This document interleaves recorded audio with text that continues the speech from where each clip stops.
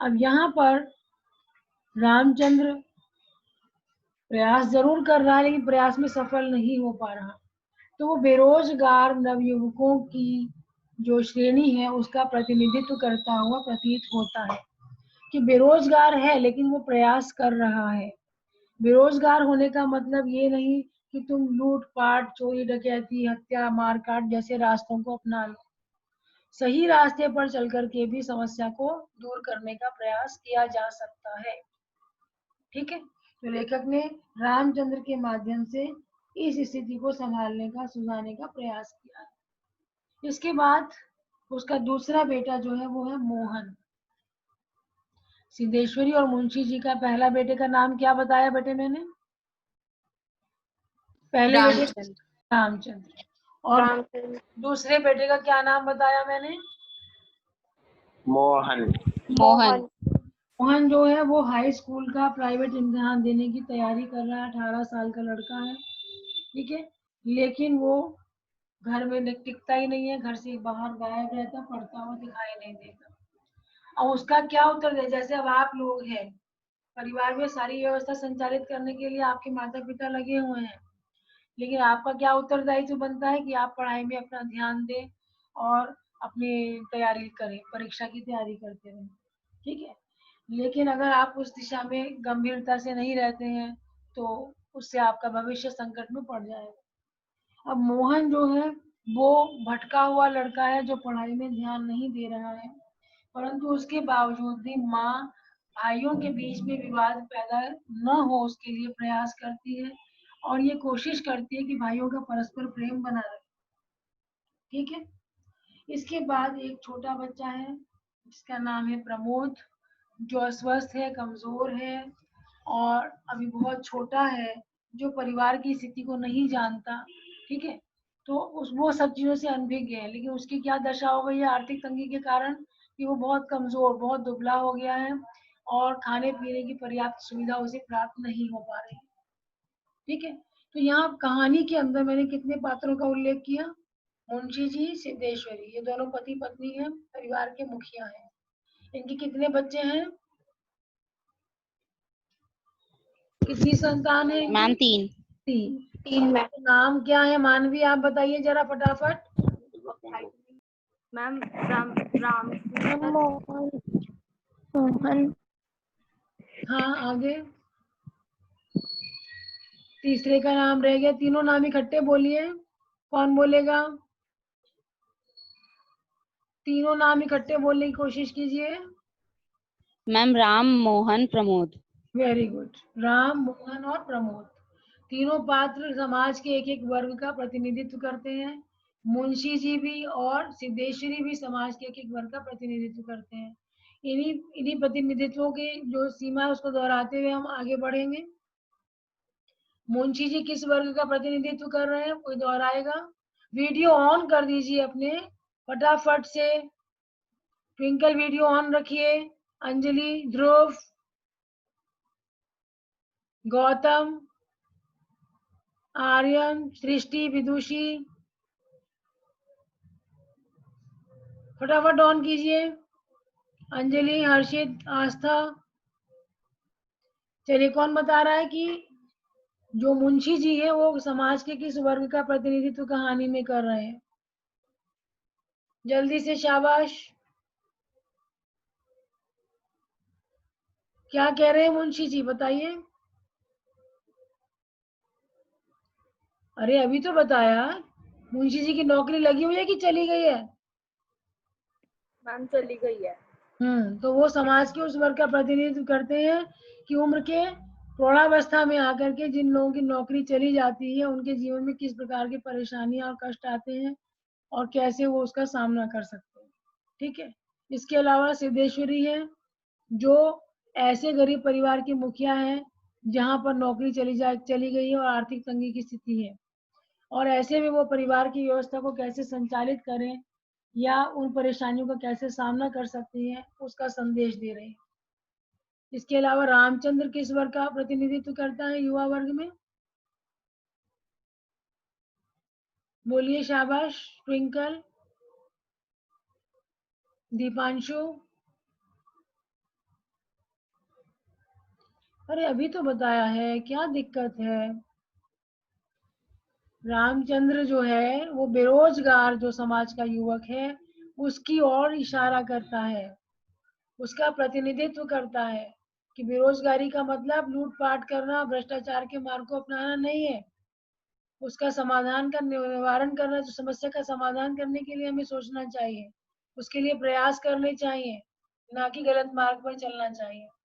ठीक है। प्रमोद जो अपने उत्तरदायित्व को नहीं समझता, दिग्भ्रमित लड़का है, जिसका कर्म है पढ़ाई करना और पढ़ाई नहीं कर रहा है, तो वो समाज के उस लापरवाह वर्ग को संकेत करता है, विद्यार्थी वर्ग को, जो अपनी जिम्मेदारी और उत्तरदायित्व को नहीं समझ रहे हैं, पथ से भटक रहे हैं। ठीक है। छोटा लड़का प्रमोद परिवार का ऐसा सदस्य है जो अभी परिस्थितियों से परिचित नहीं है, उसको गंभीरता को नहीं समझ सकता, लेकिन वो उसका प्रभाव दिखाया गया है कि छोटे बच्चे पर क्या पड़ता है, कि उसका शारीरिक स्वास्थ्य ठीक नहीं है। ठीक है। और उसे पर्याप्त भोजन भी नहीं मिल पाता है। तो ये पूरी कहानी मैंने आपके समक्ष स्पष्ट की है कि पात्र किस रूप में प्रयोग किए गए हैं, प्रतीकात्मकता क्या है उन पात्रों की, इस पर प्रकाश डाला गया है। तो पाठ के परिचय से हम पुनः कहानी का प्रारंभ करेंगे और उसको आगे बढ़ाएंगे। आस्था पाठ का परिचय एक बार आप पढ़ दीजिए, उसके बाद हम कहानी में आगे बढ़ेंगे। साथ साथ मैं स्पष्ट करती चलूंगी, आप पेंसिल लेकर के रखिए और पेन में रेखांकित भी करते चलिएगा महत्वपूर्ण चिन्हों को। और जिनके पास पुस्तक नहीं है, पुस्तक लेकर के बैठे, आगे अगली कक्षा में बिना पुस्तक के कोई नहीं आएगा। चलिए फटाफट आस्था शुरू कीजिएगा।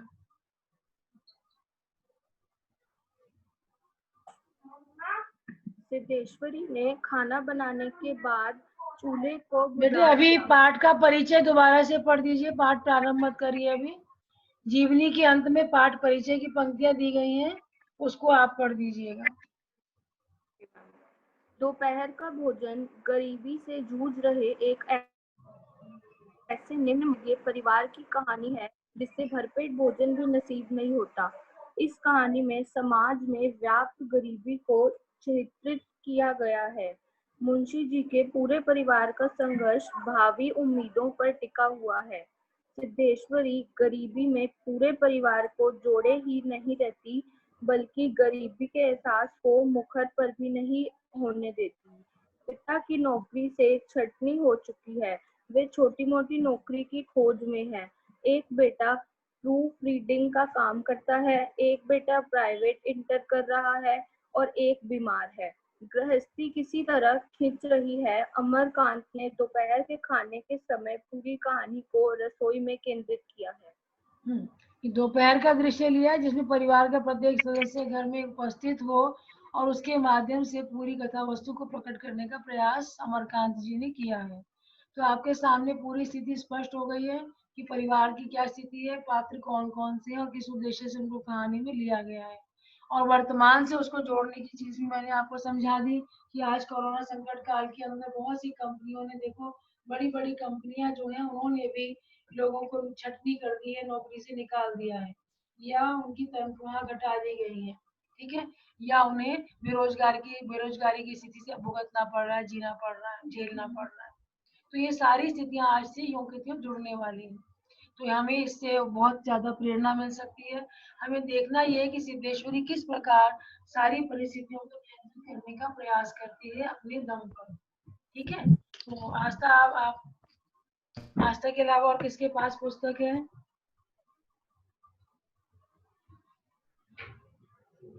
और किसके पास है पुस्तक? इल्मा के पास है? आवाज नहीं आ रही है आपकी। Yes ma'am. हाँ तो माइक को पास ले जा करके बोलो बेटा, आवाज ठीक से आई जाके। पढ़ना शुरू करो पाठ को। दोपहर का भोजन सिद्धेश्वरी हाँ ने खाना बनाने के बाद चूल्हे को बुझा दिया और दोनों आवाज नहीं आ रही इल्मा, आवाज नहीं आ रही। माइक को ठीक से करके पढ़ो, पकड़ो। दोपहर का भोजन हाँ सिद्धेश्वरी ने खाना बनाने के बाद चूल्हे को बुझा दिया और दोनों घुटनों के बीच से रखकर शायद पैर की उंगलियों और या जमीन पर चलते रुक जाओ इल्मा, कट कट के आवाज आ रही। दीपांशु आप पढ़ेंगे? दीपांशु आप शुरू कर दीजिए। माइक को पास लेकर के बोलने का प्रयास करो बेटा। आवाज नहीं आ रही है। मैम मैं पढ़ूं? पढ़िए सृष्टि विदुषी, आप कौन पढ़ रहे हैं, पढ़ो। इनकी आवाज ही नहीं आ रही है बिल्कुल, नेट प्रॉब्लम दोपहर का है। भोजन। हाँ यस मैम। शाबाश। हाँ सिद्धेश्वरी ने खाना बनाने के बाद चूल्हे को बुझा दिया और दोनों घुटनों के बीच सिर रखकर शायद पैर की उंगलियां या जमीन पर चलते चींटते चींटियों को देखने लगी। अचानक उसे मालूम हुआ कि बहुत देर से उसे प्यास लगी है। वह मतवाले की रुक तरह जाइए, रुक और जाइए। देखिए वो इतनी चिंतित और परेशान है कि पानी पीना भी उसे याद नहीं रहता। अपनी चिंताओं में इतना डूबी हुई है कि उसे प्यास लगी है, पानी पीना है, ये भी उसे ध्यान नहीं रहता। तो ये स्थिति उसके तनाव और चिंता की पराकाष्ठा को व्यक्त करती है कि कितनी ज्यादा वो परेशान और चिंतित है कि पानी पीने जैसी आवश्यकता को भी वो भूल जाती है। और अचानक उसको लगता है कि वो बहुत तेज प्यास लगी हुई है उसे, और वो तुरंत पानी पीने के लिए जाना चाहती है। चलिए आगे पढ़िए बेटा। वह मतवाले की तरह उठी और गगरे से लोटा भर पानी लेकर गटगट चढ़ा गई। खाली पानी उसके कलेजे में लग गया और वह हाय राम कहकर वहीं जमीन पर लेट गई। इसका लगभग मतलब आधे क्या घंटे है, तक रुक जाइए, इतनी स्पीड नहीं बेटा। तो ध्यान दीजिएगा कि खाली पेट उसने कुछ खाया नहीं हुआ था, खाली पेट बहुत देर से पानी भी नहीं पिया था। एक साथ बहुत सारा पानी वो इकट्ठा पी जाती है मटके से लेकर के, और उसके बाद एकदम से उसके कलेजे में पानी खाली चुभता है। अगर हम खाली पेट में पानी पिए तो वो हमें कंफर्टेबल नहीं लगता, ऐसा लगता है हमारे पेट में वो चुभ रहा है। ऐसी ही स्थिति सिद्धेश्वरी की हुई, और वो घबराहट के मारे वहीं जमीन पर लेट गई। वो खड़े नहीं रह पाई, बैठ नहीं पाई, और उसकी स्थिति इतनी खराब हो गई वहीं जमीन पर लेटने के लिए विवश हो गई। ठीक है, चलिए बेटा आगे पढ़िए बेटा। लगभग आधे घंटे तक वही उसी तरह पड़ी रहने के बाद उसके जी में जी आया। वह बैठ गई, वो कोमल मल कर इधर उधर देखा और फिर उसकी दृष्टि ओसारे में अध टूटे खटोले पर सोए अपने 6 वर्षीय लड़के प्रमोद पर जम गई। लड़का नंग नंगा पड़ा था। उसके गले तथा छाती की हड्डियां साफ दिखाई देती थी। उसके हाथ पर बासी ककड़ियों की तरह सूखे तथा बेजान पड़े थे और उसका पेट हड्डियों की तरह फूला हुआ था। हड्डियां नहीं, उसका मुंह हंडिया। फूला हुआ हंडिया था। में ना छोटी सी मटकी होती है, उसको हंडिया कहते हैं। ठीक ऐसे है। सारा शरीर दुबला पतला है, कुपोषण के शिकार बच्चों के चित्र आपने देखे होंगे। सारा शरीर, हाथ पैर इतने दुबले होते हैं, और पेट का हिस्सा जो है वो फूला हुआ होता है। तो उसी तरीके से प्रमोद जो है वो आधे टूटे हुए खटोला, खटोला कहते हैं चारपाई का छोटा रूप जो है खटोला कहलाता है। चारपाई बड़े साइज की होती है, बड़े आकार की होती है, और छोटे बच्चों के लिए छोटी चारपाई बनाई जाती थी जिसे खटोला कहते हैं।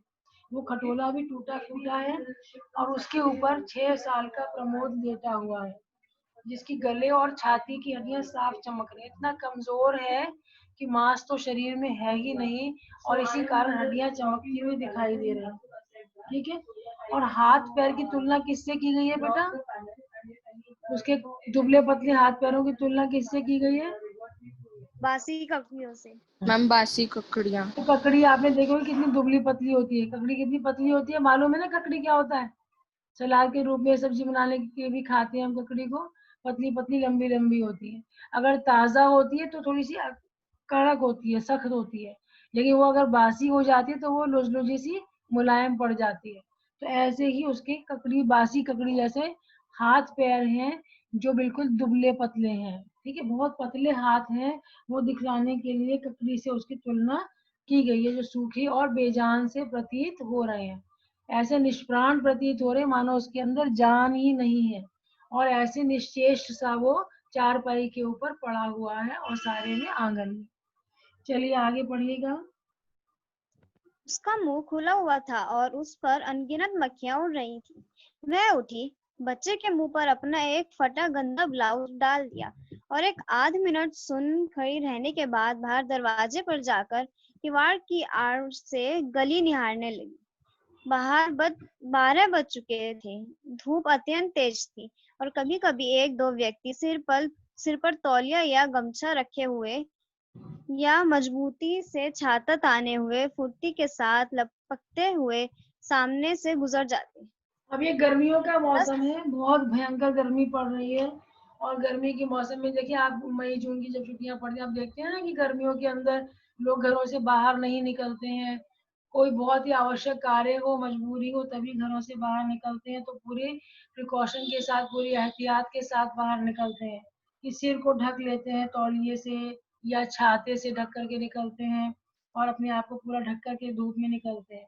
ठीक है, तो यहाँ पर उसने देखा कि कुछ लोग जब वो बाहर अपने घर के दरवाजे किवाड़ में ना, घर का जो दरवाजा है उसकी तरफ आती है और उसे झांक करके देखती है कि धूप बहुत तेज है बाहर और 12 बजे के आसपास का समय है। ठीक है, और उतनी तेज धूप के अंदर कुछ ही लोग घूमते हुए आते जाते हुए दिखाई दे रहे हैं। ठीक है, कुछ लोगों ने सिर के ऊपर तौलिया और गमछा रखा हुआ है, कुछ ने छाता लिया हुआ है। अब वो इस बात से अनुमान लगा पा रही है कि उसके परिवार में से उसका जो बेटे हैं 2 और उसके पति तीनों बाहर गए हुए हैं और वो अभी तक लौटे नहीं है और वो उन लोगों की प्रतीक्षा में दरवाजे पर खड़ी है और अंदाजा लगा रही है कि बाहर परिस्थिति कितनी खराब है, भयंकर गर्मी पड़ रही है और उसके पति और दोनों बच्चे भूखे प्यासे कहीं भटक रहे होंगे। तो उसका अंदाजा उसे और परेशानी में डाल देता है और वो बाहर खड़ी दरवाजे पे उसी स्थिति पर विचार कर रही है। ठीक है, सबको समझ में आ गया यहाँ तक? अब इसे आगे पढ़िए बेटा, आपकी आवाज ठीक आ रही है, आप ही कंटिन्यू करिए। 10-15 मिनट तक वह उसी तरह खड़ी रही। फिर उसके चेहरे पर व्यग्रता फैल गई और उसने आसमान तथा कड़ी धूप की ओर चिंता से देखा। 1-2 क्षण बाद जब उसने सिर को किवाड़ से काफी आगे बढ़कर गली के छोर की तरफ निहारा, तो उसका बड़ा लड़का रामचंद्र धीरे धीरे घर की ओर सरकता नजर आया। अब बस उसने फुर्ती से रुक जाइए। अब यहाँ पर लिखा है कि आसमान और कड़ी धूप की ओर चिंता से देखा। अभी मैंने स्पष्ट किया कि चिंता से देखने का क्या कारण था, कोई बताएगा आप में से? कि मैम वो इतनी देर से घर नहीं आए थे कौन नहीं और आए इतनी थे? गर्मी। कौन नहीं मैम आया था? उसके दोनों बेटे और उसका पति रामचंद्र, दोनों बेटे रामचंद्र और जो दूसरा बेटा है और उसका पति। रामचंद्र और मोहन घर से बाहर हैं और उसके पति मुंशी जी भी घर से बाहर हैं, अभी तक आए नहीं है। और तेज धूप देख करके उसे उनकी चिंता सताती है कि इतनी भयंकर धूप में वो किस प्रकार घर से बाहर है और कितनी परेशानी उठा रहे होंगे। तभी उसकी दृष्टि किस पर पड़ी? तभी उसे कौन नजर आता है? रामचंद्र पर। रामचंद्र वो कैसे आ रहा है? मैम घर की ओर धीरे धीरे सरकता हुआ आता है। अब देखिए एक एक शब्द जो है वो इस बात को स्पष्ट करता है कि रामचंद्र धीरे धीरे सरकता हुआ आ रहा है। देखिए अगर आप घर से बाहर हैं और कोई बहुत अच्छी सूचना आपको मिले, जैसे मान लीजिए आपको स्कूल में कोई पुरस्कार मिला है और आप घर लौट रहे हैं, तो आप घर लौटेंगे बड़ी प्रसन्नता के साथ, बड़ी खुशी के साथ। आप सारे दिन की थकान भूल जाएंगे और उस थकान को भूलकर बड़ी प्रसन्नता और हर्ष से भरे हुए आप घर में प्रवेश करेंगे। ठीक है, लेकिन अगर आपकी डांट पड़ी है, आप किसी बात से उदास और परेशान हैं, तो पैर पटकते हुए धीरे धीरे उदास अवस्था में घर आएंगे।